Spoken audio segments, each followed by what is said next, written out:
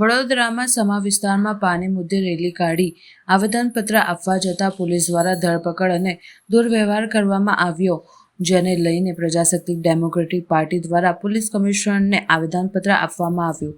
વડોદરામાં સામાન્ય માણસ પાણી માંગે તે ગુનો બની ગયો હોય તેવું લાગી રહ્યું છે। વડોદરામાં સમા વિસ્તારમાં વડોદરા મહાનગરપાલિકાને પાણી મુદ્દે આવેદનપત્ર આપવા જતાં સ્થાનિક રહીશો અને મહિલાઓને પોલીસ દ્વારા જાણે ગુંડા હોય, ગુનેગાર હોય તેવો પોલીસ દ્વારા વ્યવહાર કરવામાં આવ્યો, જેમાં વડોદરાની પ્રજાસત્તાક ડેમોક્રેટિક પાર્ટી દ્વારા પોલીસ કમિશનરને આવેદનપત્ર આપવામાં આવ્યું અને જે પણ પોલીસ અધિકારીઓ દ્વારા મહિલાઓ સાથે અશોભનીય વર્તન કરવામાં આવ્યું છે તેના વિરુદ્ધ કાર્યવાહી કરવામાં આવે અને સસ્પેન્ડ કરવામાં આવે તેવી માંગણી કરવામાં આવી છે।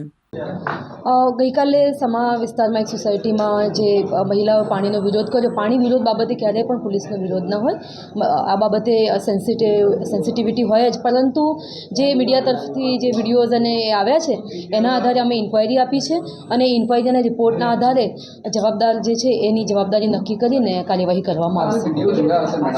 મહિલાઓ સાથે જે રીતનું વર્તન કરે છે, ખેંચાખેંચ કરે છે, ટીંગાટોળી કરે છે, એમના વસ્ત્રો સાથે પણ આ રીતનું વ્યવહાર થઈ રહ્યો છે, કેટલું યોગ્ય માનો છો? બિલકુલ યોગ્ય નથી અને આ બાબતે અમારું બહુ ક્લિયર સેન્સિટિવિટી સાથે જ આ પ્રકારના બનાવોને ડીલ કરવાના હોય છે, પણ કઈ કન્ડિશનમાં માહોલ આટલો ગરમ થયો અને મહિલાઓ સાથે આ પ્રમાણે અટકાયત કરવામાં આવી એની જ અમે તપાસ કરી રહ્યા છીએ અને પૂરી સેન્સિટિવિટી સાથે જ કરી રહ્યા છીએ। તપાસમાં કોણ તપાસ કરશે અને કયા બેઝ પર અને કયા મુદ્દાઓને ધ્યાનમાં રાખવામાં આવશે?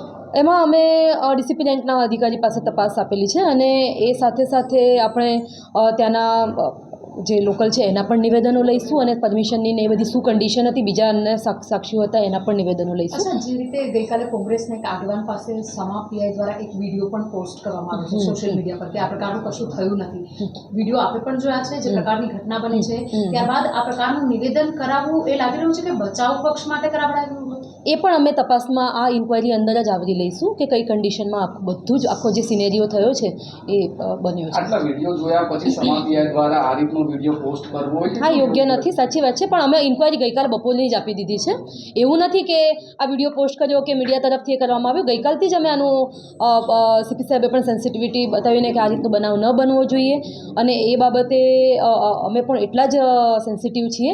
એ બાબતે ગઈકાલ બપોરથી જ અમે આ બાબતે તરત જ મહિલાઓને છૂટી પણ કરી દેવામાં આવી કે અનનેસેસરી આપણે કોઈને હેરાન નથી કરવા અને ઇન્ક્વાયરી પણ આપી દેવામાં આવી છે। સોસાયટી પ્રીમાઇસીસમાંથી પોલીસ આ રીતે લઈ એટલે એ જ આપણે એ જ ચેક કરવાનું છે કે કઈ કન્ડિશનમાં આખો બનાવ બનેલો છે। જે પોલીસ અધિકારીઓ કે કર્મચારીઓ જવાબદાર છે એમની સામે શું એક્શન લેવાશે?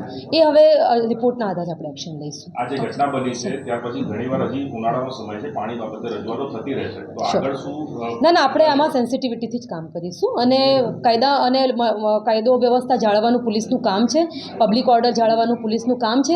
એ કાયદો વ્યવસ્થા જળવાય છે ત્યાં સુધી આ પ્રકારના જે ઇશ્યુઝ છે એને સેન્સિટિવલી ડીલ કરવામાં આવશે, પણ કાયદો વ્યવસ્થા જળવાઈ રહે એ પણ પોલીસનું કામ છે, તો એ પણ જોવામાં આવશે। Thank you. ગઈકાલે જે વોર્ડ નંબર 2માં બનાવ બન્યો અને જે બહેનો પાણીના આંદોલન માટે ઊભા હતા અને એ માટે જ્યારે પોલીસને જે રીતે એમની ધરપકડ કરી અને જે રીતે એ આતંકી હોય કે બહુ અસામાજિક તત્વો હોય એ રીતે એમની જ્યારે ધરપકડ કરી, તો એના માટે આજે અમે લીનાબેન પાટીલને મળવા આવ્યા હતા, જોઈન્ટ સીપીને, અને રજૂઆત કરી હતી કે આ પાણીની રજૂઆત જે હતી બહેનોની એ બહુ બેઝિક નીડ છે, નો ડાઉટ આ પ્રશ્ન છે કોર્પોરેશનનો, પણ સાથે સાથે જે રીતે પોલીસે એમની સાથે જે રીતે કૃત્ય કર્યું અને એના માટે આજે અમે એમને આવેદનપત્ર આપ્યું હતું અને એ જાણીને ખુશી બી થઈ કે મેડમે ઓલરેડી એના રિલેટેડ પ્રેસ કોન્ફરન્સ બી કરી છે અને જે તે કાર્યવાહી આગળ કરવામાં આવશે, જે બી એમના અગેન્સ્ટમાં જે બી કાર્ય કરવાનું છે એ કરવામાં આવશે। તો એ જાણીને અમને ઘણું ખુશી બી થઈ છે, પણ આ બેઝિક વસ્તુ પાણી જ્યારે આ કોર્પોરેશનનું ધ્યાન છે, જ્યારે ગવર્મેન્ટ આજે કોર્પોરેશન વોર્ડ વાઇઝ 2 બહેનો મૂકે છે, તો એ શાના માટે મૂકે છે?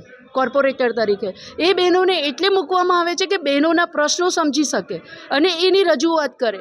અમે એવું નથી કહેતા કે કોર્પોરેટરનો વાંક છે, કદાચ કોઈ જગ્યાએ અમે જોયું બી છે કે કોર્પોરેટરો ત્યાં આગળ જઈને રજૂઆત કરે છે કોર્પોરેશનમાં, પણ એમની વાત જ્યારે એઝ અ કોર્પોરેટર જો અધિકારી નથી સાંભળતું તો જનરલ પબ્લિકની વાત ક્યારે સાંભળશે? હવે જનરલ પબ્લિક બી હવે થાકી ગઈ છે. હવે તમે મહેરબાની કરીને લોકોના અવાજ સાંભળો. અધરવાઇઝ આ જે બનાવ બની રહ્યો છે કદાચ આનાથી બી વધારે બનાવ બનશે ખરાબ, અને પબ્લિકની તમે જે બી માંગ છે એને સાંભળો. હવે તમારી શું માંગ છે? અમારી માંગ એ જ છે કે જે બેઝિક નીડ છે, પાણી, ચોખ્ખું પાણી 2 ટાઈમ દરેક વડોદરા શહેરના દરેક વોર્ડમાં આપવામાં આવે, એ જ અમારી માંગ છે. આપણો પરિચય? હું આગળનો જે રીતે જનતાની ડિમાન્ડ હશે, અમારી પાર્ટીનો પહેલેથી જ નિયમ છે કે પ્રજા અમારી કાર્યકર્તા છે. જે બી છે પ્રજાની ડિમાન્ડ જે હશે, પ્રજાના જે પ્રશ્નો હશે, પ્રજાની જે માંગ હશે, એના બેઝ ઉપર અમે આગળ કાર્યવાહી કરતા રહીશું અને લડત આપતા રહીશું. હું ભાવિશા પરમાર, મહિલા પ્રમુખ, વડોદરા શહેર પ્રજાશક્તિક ડેમોક્રેટિક પાર્ટી. કાલે જે વોર્ડ નંબર 2માં થયું એ પ્રમાણે અમે અહીંયા લીનાબેન પાટીલને અમે રજૂઆત કરવા આવ્યા હતા. હવે તમારી મારી હોય કે જાહેર જનતાની હોય, કોઈની પણ બેઝિક નીડ છે પાણી વગર આજે મહિલાઓ એટલો ત્રાસ ભોગવી રહી છે કે આવી રેલી આજ નહીં રોજ જ કાઢવી જોઈએ. અને એના બદલ જે પોલીસે કૃત્ય કર્યું છે એ બહુ શરમજનક છે. આજે મારી બહેનો હોય, તમારી બહેનો હોય, મા હોય, બધાને પાણી વગર ચાલતું નથી. અને એના માટે કોર્પોરેશને બી સમજવું જોઈએ કે આટલી ગરમીમાં આટલો ઓછા ફોર્સથી પાણી આવે છે, મહિલાઓ કેવી રીતે ચલાવે? આજે બહારથી મંગાવીને પાણી કેટલું મંગાવે? બરાબર છે. તો આ કૃત્ય થયું છે એ તદ્દન ખોટું છે. હવે આપણી શું માંગ છે?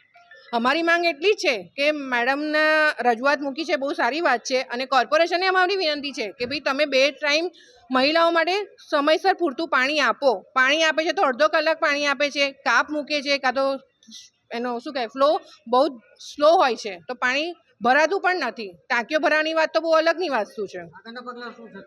આગળના પગલાં એ જ છે કે આ જો નહીં થાય તો હજુ પણ રેલીઓ કાઢવામાં આવશે અને અમે પણ એમાં સાથ આપીશું. આપનો પરિચય? સંધ્યા પાઠક, સોશિયલ વર્કર.